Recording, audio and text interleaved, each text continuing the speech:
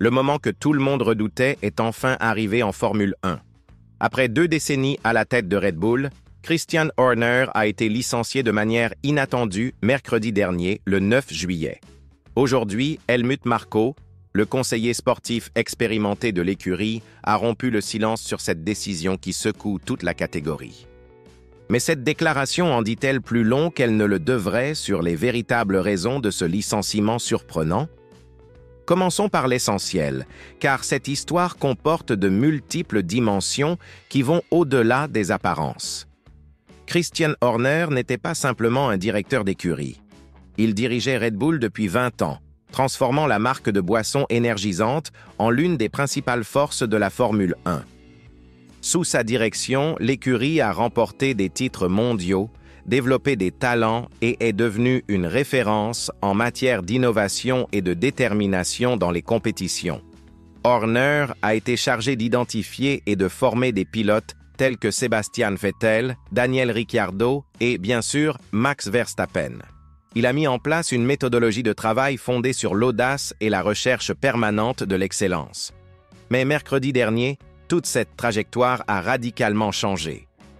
Son licenciement a été si soudain qu'il a surpris même les pilotes eux-mêmes. Max Verstappen, le principal atout de Red Bull, a été contraint de publier une déclaration officielle. Oliver Mintzlaff, directeur exécutif des projets d'entreprise chez Red Bull, s'est également exprimé. Mais un silence inquiétant régnait autour d'une figure très importante, Helmut Marko. Et ce silence en disait plus long que n'importe quelle déclaration. Marko n'est pas une personne ordinaire au sein de Red Bull. Il est le conseiller sportif le plus puissant de l'équipe, a collaboré directement avec Horner pendant plus de 20 ans et connaît tous les secrets des coulisses. Si quelqu'un comprenait vraiment ce qui se passait, c'était bien lui. Alors pourquoi a-t-il fallu plus de 24 heures pour qu'il s'exprime? Ce retard en disait déjà long sur l'ambiance interne de l'écurie. En Formule 1, 24 heures représentent une éternité lorsqu'il s'agit de crises de cette ampleur. Et la situation ne s'arrête pas là. Les tensions entre Marko et Horner n'étaient un secret pour personne qui suit la Formule 1 de près. Au fil des ans, plusieurs articles de la presse spécialisée ont fait état de désaccords fréquents entre les deux hommes. Ils avaient tous deux des personnalités intenses et des points de vue divergents sur la manière de diriger l'équipe, ce qui créait des conflits constants. Marko a toujours été reconnu pour son tempérament fougueux et ses positions directes, tandis que Horner affichait un profil plus conciliant et stratégique. À plusieurs reprises, des journalistes ont été témoins de discussions animées entre les deux hommes pendant les week-ends de course.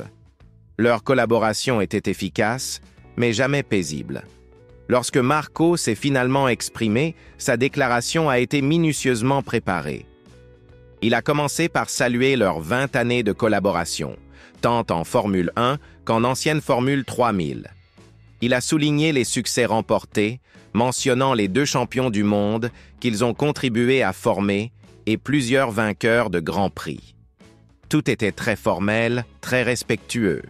Mais ceux qui connaissent le style franc de Marko savent que toute cette courtoisie cache bien plus qu'elle ne révèle.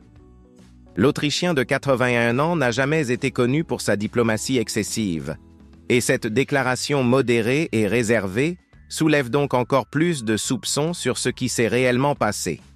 Le moment de cette démission ne pouvait pas être plus préjudiciable pour Red Bull.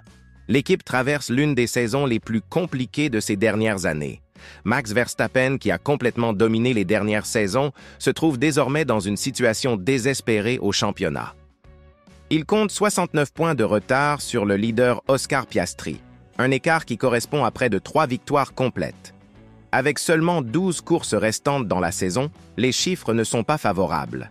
Pour aggraver les choses, la McLaren de Piastri vole littéralement dans les dernières courses, tandis que Red Bull semble avoir complètement perdu le cap sur le plan technique.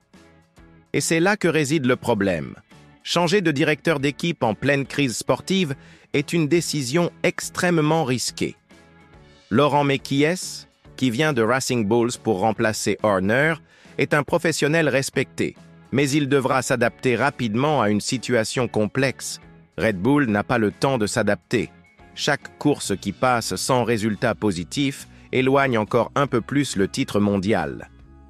Mais Chies a connu un passage réussi chez Ferrari en tant que directeur sportif, mais il doit désormais relever le défi de diriger une équipe en crise profonde, soumise à des pressions de toutes parts.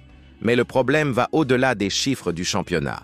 Le départ de Horner représente un changement fondamental dans la culture de Red Bull. Il n'était pas seulement un administrateur, il était le visage public de l'équipe, le porte-parole lors des conférences de presse, le négociateur en coulisses. Son absence crée un vide de leadership qui peut affecter tant la motivation des mécaniciens que les négociations avec les fournisseurs et les sponsors. Horner avait une capacité unique à motiver les gens et à créer un environnement de travail où chacun se sentait partie intégrante d'un tout.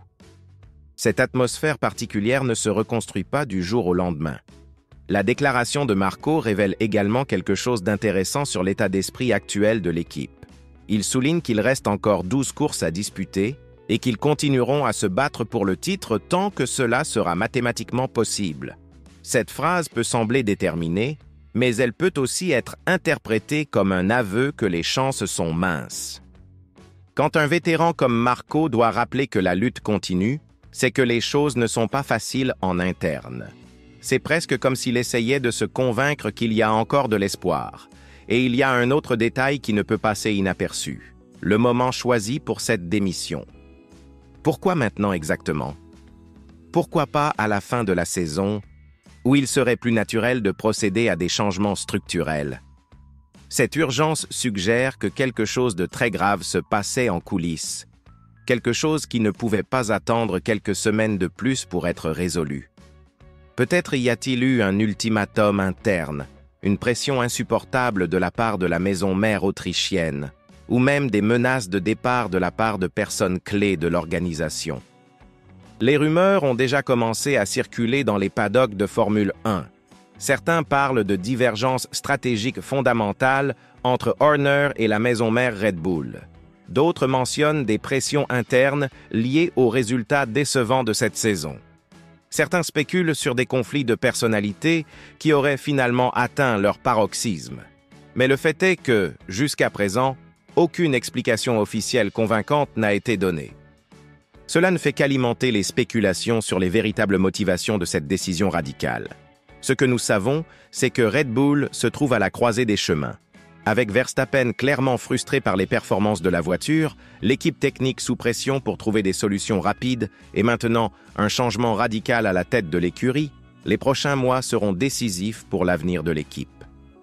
S'ils ne parviennent pas à renverser rapidement la situation, nous pourrions assister à la fin d'une époque en Formule 1. Red Bull pourrait passer du statut de dominateur absolu à celui de simple figurant en quelques mois, comme nous l'avons déjà vu avec d'autres équipes par le passé. La déclaration de Marco, aussi respectueuse soit-elle, ne cache pas la gravité du moment. 20 ans de partenariat ne se terminent pas du jour au lendemain pour des raisons futiles. Et quand quelqu'un avec l'expérience de Marco doit réaffirmer publiquement son engagement dans la lutte pour le titre, c'est que les doutes sont énormes en interne. L'avenir de Red Bull dépend désormais de la capacité de l'équipe à se réorganiser sous une nouvelle direction sans perdre de vue la recherche de résultats immédiats. La question reste donc posée. Ce changement radical chez Red Bull marque-t-il le début d'une nouvelle ère victorieuse ou le début de la fin de l'une des plus grandes dynasties de la Formule 1 moderne? Les prochains Grands Prix commenceront à répondre à cette question, mais une chose est sûre. La Formule 1 ne sera plus jamais la même sans Christian Horner à la tête de Red Bull. Et si vous voulez comprendre comment ces changements radicaux peuvent complètement affecter l'avenir de la catégorie, cliquez sur la vidéo qui apparaît sur votre écran, car je vous y dévoile tous les coulisses de la façon dont les querelles internes peuvent détruire même les équipes les plus puissantes de Formule 1.